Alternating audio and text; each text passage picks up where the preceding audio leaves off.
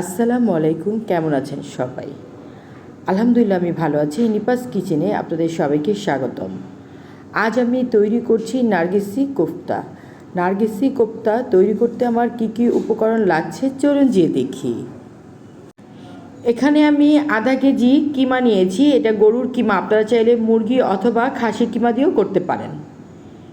মুরগির ডিম সেদ্ধ করে নিয়ে ছেলে নিয়েছি 3টা। আপনারা চাইলে হাঁসের ডিম দিয়েও করতে পারেন।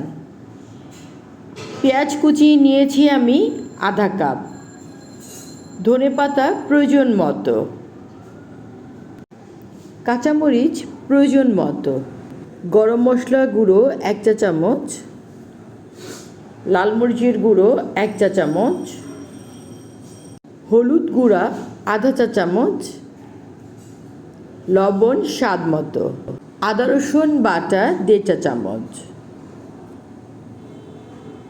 ভাজা জিরা গুঁড়ো 1 চা চামচ, শুকনো মরিচ ক্রাশ আধা চা চামচ, বেসন আধা কাপ, তেল ভাজার জন্য 1 কাপ, ঘি আধা কাপ। প্রথমে আমি কিমাটাকে ধুয়ে তারপরে ঝরা দিয়ে রেখে দিয়েছি একটা চালনির মধ্যে। তারপরে বেসনটাকে আমি ভেজে নিচ্ছি। চুলার আঁচটা একদম লো রেখে বেসনটা ভাজতে হবে। বেসন ভাজা হয়ে গিয়েছে, বেসন নামিয়ে ঠান্ডা করে নিব। আমি একটা ব্লেন্ডারের জগের মধ্যে প্রথমে নিয়ে নিচ্ছি কিমা।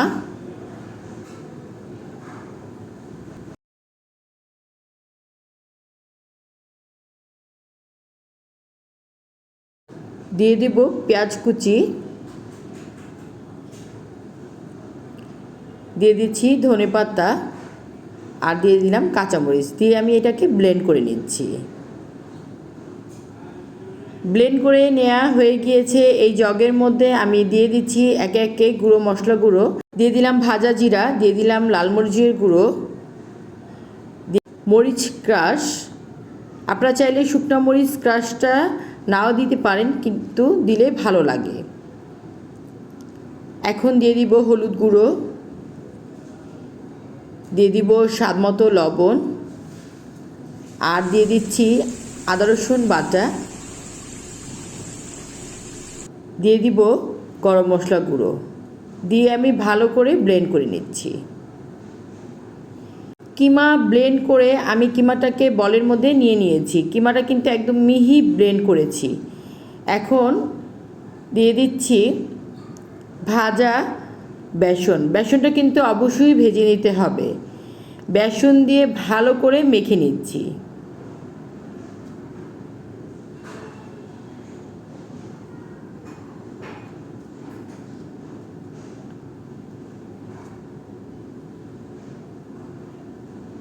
খুব ভালো করে মাখা হয়ে গিয়েছে।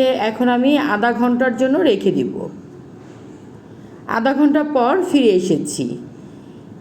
এখান থেকে আমি হাতের মধ্যে তেল লাগিয়ে নিলাম আর মাঝারি সাইজের বল বানিয়ে নিব। আমি খুব বেশি একটা বল নিলাম না, মাঝারি সাইজের একটা বল নিয়ে নিলাম। হাতের তালুয়ার উপরে গোল করে তারপরে আমি একদম বলটাকে পাতলা করে নিব। আমি যেভাবে দেখাচ্ছি ঠিক এভাবে করে নিতে হবে। এখন দিয়ে দিলাম ডিম। ডিমটা আমি আমার পছন্দ অনুযায়ী দিচ্ছি। আপনারা আপনাদের পছন্দ মতো জাস্ট ডিম দিয়ে এভাবে মুড়ে নেবেন, ডিমের কোনো অংশ যেন দেখা না যায়। ডিমের শেপ দিয়ে ভালো করে আমার কোফতাটা বানানো হয়ে গিয়েছে। বাকি কিমা ডিম দিয়ে আমি এভাবে করে কোফতা বানিয়ে নিচ্ছি। কোফতা বানাতে বানাতে চুলায় ঘি আর তেল দিয়ে দিয়েছি গরম হওয়ার জন্য। আপনারা চাইলে কিন্তু শুধু ঘি দিয়েও করতে পারেন, তেল দিয়েও কিন্তু কোফতাটাকে ভেজে নিতে পারেন। সবগুলো কোফতা বানানো শেষ। এখন কোফতাগুলোকে ভেজে নিব। চলুন কোফতাগুলোকে আমরা ভেজে নিই। তেল গরম হয়ে গিয়েছে। তেলের আঁচটা মাঝারি রেখে খুব সাবধান করে কোফতা দিতে হবে। আর আমি যেভাবে দেখাচ্ছি স্ক্রিনে, এভাবে করে কোফতার উপরে তেল ছিটাতে হবে, যেন দুই সাইডটাই যেন খুব ভালো করে ভাজা হয়। এখন আমি কোফতাগুলোকে উল্টিয়ে পাল্টিয়ে গোল্ডেন ব্রাউন করে ভেজে নিব।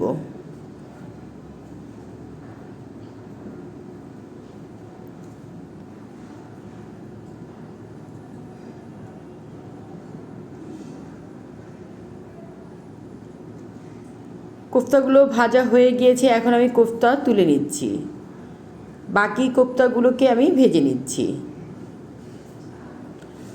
সবগুলো কোফতা ভাজা হয়ে গিয়েছে, এখন কোফতাগুলোকে আমি তুলে নিচ্ছি।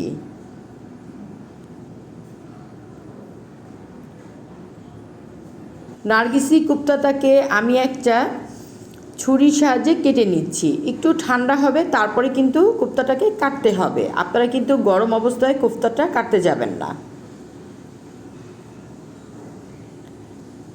আমি আমার পছন্দ মতন ঠিক যেভাবে করে ডিম শেপ করে ঠিক ওভাবেই কেটে নিয়েছি। কেউ চাইলে মাছ বরাবরও কাটতে পারেন, আমার কাছে এভাবে ভালো লাগে, আমি এভাবে করে কেটে নিয়েছি। সবগুলোকে আমি এভাবে করে কেটে নিচ্ছি।